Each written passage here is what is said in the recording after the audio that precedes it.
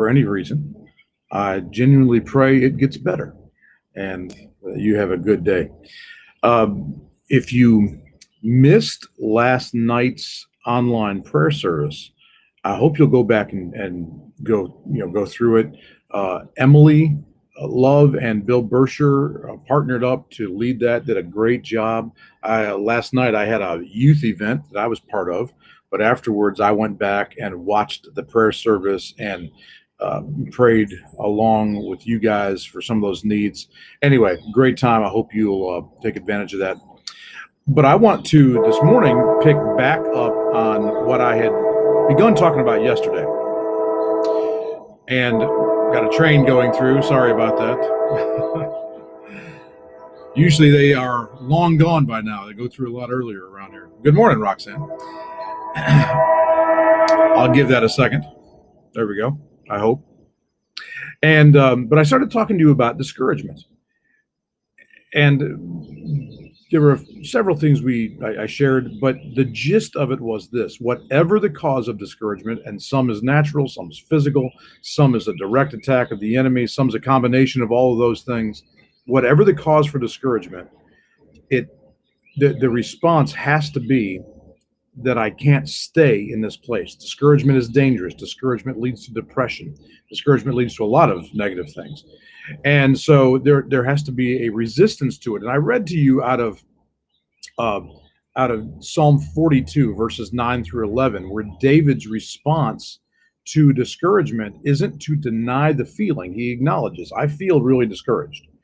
But he also says to his soul, from his spirit, he says to his soul, his mind, will, and emotions, look, soul, you can't stay here. We've got to turn ourselves toward praising the Lord and reaching out to God. And that's what I'd begun to talk about. So let me just kind of pick up on that and say this.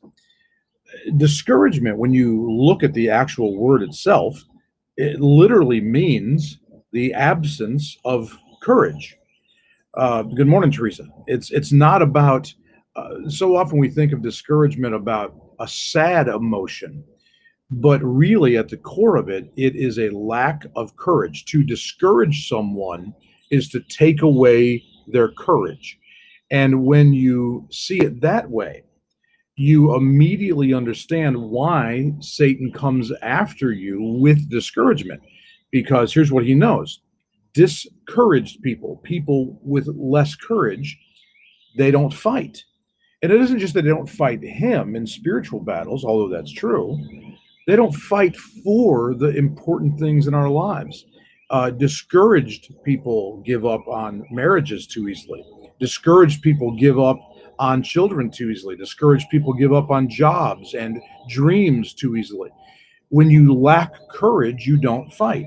And so the enemy comes after us along that line. And he will use several specific circumstances in our lives as openings to come after our courage. I almost look at it like this. He siphons off our courage, like someone stealing gas out of your car or something like that. And he'll use different circumstances. And I'm this morning just going to give you 4 of those circumstances. He'll use fatigue. Good morning, Sandy. He will use fatigue to come after your courage and to discourage you. Sometimes, literally, the best defense for discouragement is to get out of town for a few days, or to take a long nap, or sleep in an hour or two, or take half a day off work and rest. Tired soldiers stop caring. When you're fatigued, you just say, I just don't care enough to fight anymore. I've never been in battle, but what I can compare that to is this. As a kid, I was, and a teenager and young adult, relentlessly involved in sports. And one of the things that would happen, we would play basketball for hours on end, or play football. I'm talking pickup games with nobody under 16 and guys as old as 30. We'd play full contact tackle football with no pads, no helmets. We were crazy, and play for hours on end, 3 or 4 hours at a time. Well, what would happen is this: at the beginning, man, everybody cared. But as you got more and more fatigued, it came to this point to where you just didn't care anymore. And somebody would make a move and you were supposed to be covering them and you just like, I don't care. And they could be wide open and get a touchdown or, you just lost the energy to fight. So the enemy comes after you when you're tired to try to siphon off your courage where you just aren't up for the battles anymore, even about really important things in your life. He'll come after you through frustration. This frustration basically is a simple way of thinking about it. Frustration happens when an expectation is not met.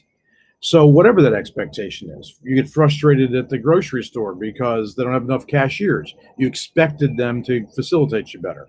You get frustrated, at the DMV or whatever. But we get frustrated with people when they don't meet our expectations. We get frustrated in marriages, on jobs. We get frustrated with God when God doesn't do things the way or in the timing we thought he would. We get frustrated with ourselves when we don't perform like we expected to. Unmet expectations frustrate us. Now, here's the thing about frustration.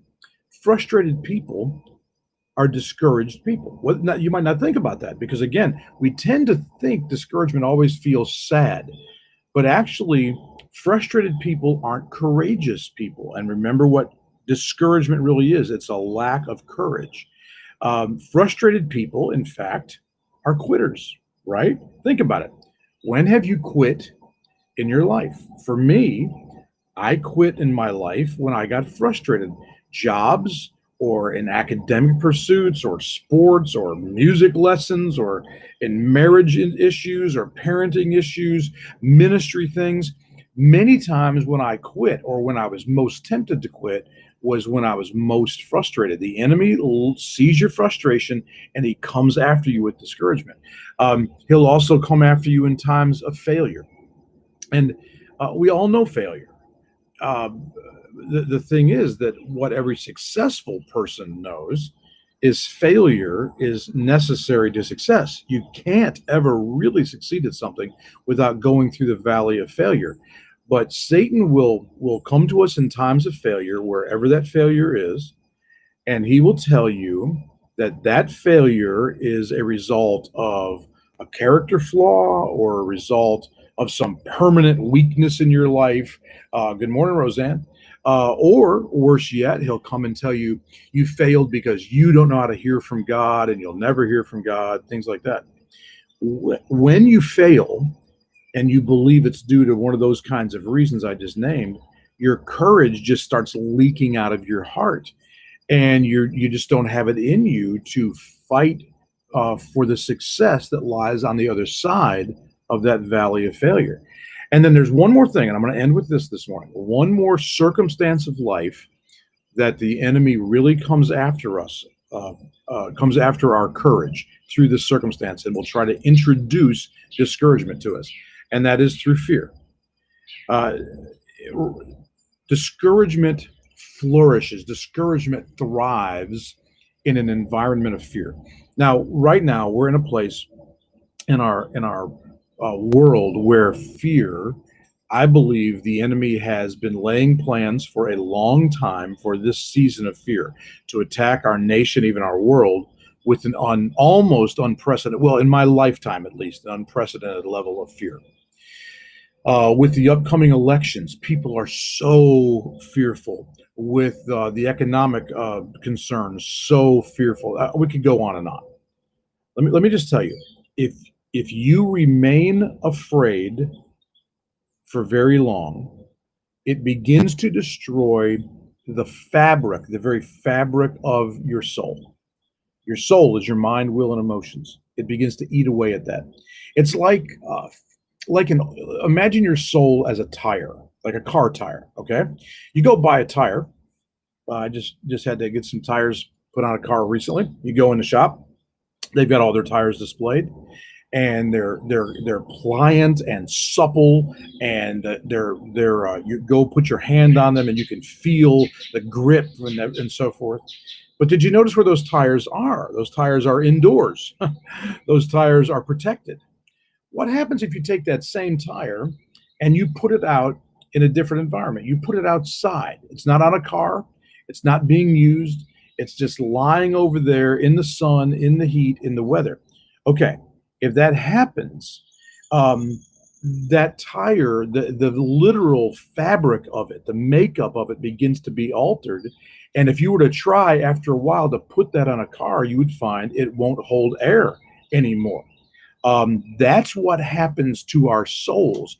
Our souls are designed to thrive in an atmosphere of courage, of hope, of confidence, of faith. When fear becomes the environment our souls live in and exist in for too long, it eats away at the fabric. And then when we try to get up and have faith and take courage for something, we discover we can't. Um, the will be unable to hold courage for very long.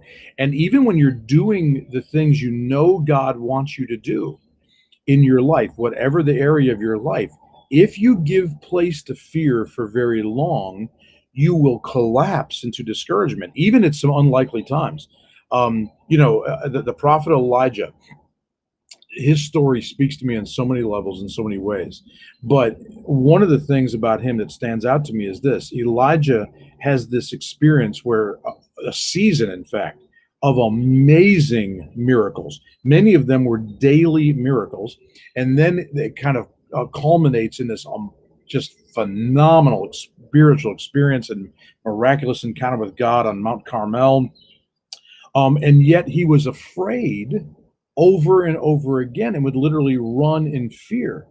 And what you find in him is that there are times where he has these amazing encounters with God, and yet all of the courage that came to him in those moments just seeps away from him in a heartbeat. It's like you park your car, go in somewhere for an hour, come out and the tire's flat.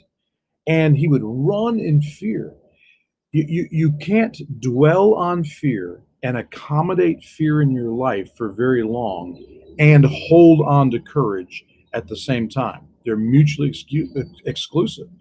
It's interesting that the Bible over 100 times, well over 100 times, talks about courage. We are frequently, Old and New Testament, told, including from the lips of Jesus himself, to take courage.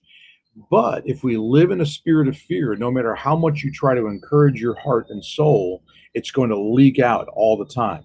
Wherever you're harboring fear, not, listen now carefully, it's not wherever you encounter fear. We're going to encounter fearful circumstances over and over. But where you harbor fear, where fear about something lingers and goes to work on you, wherever that is, you will find you can't have courage there in your life. Now, I'm going to talk in the next couple of days and into next week about, okay, so what do we do about that? How do we combat the discouragement and these ways that the enemy comes against us? But for today, I just hope that you will be really aware of the places in your life where you are fatigued or frustrated, where you are really feeling like a failure, or where you are dealing with fear. Maybe take some time to ask the Holy Spirit to kind of do a scan of your spirit and soul. Lord, where are these things existing in me? And maybe you go start from that place and you say, okay, so God, begin to show me what I need to see to break free of close the door to the enemy in these places of fatigue and frustration and failure and fear. So, hey, thanks for the feedback today. It's been great having you on. And I think I will do another one before the weekend. I'm not sure.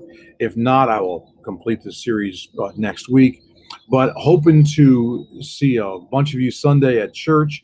And if you can't join us in the building, hope that you will join us online. Remember, if you want to come join us in the building, you can. We have a separate section just for mask only and keep the distance. So it's very safe. Hope you'll be able to be a part of that. And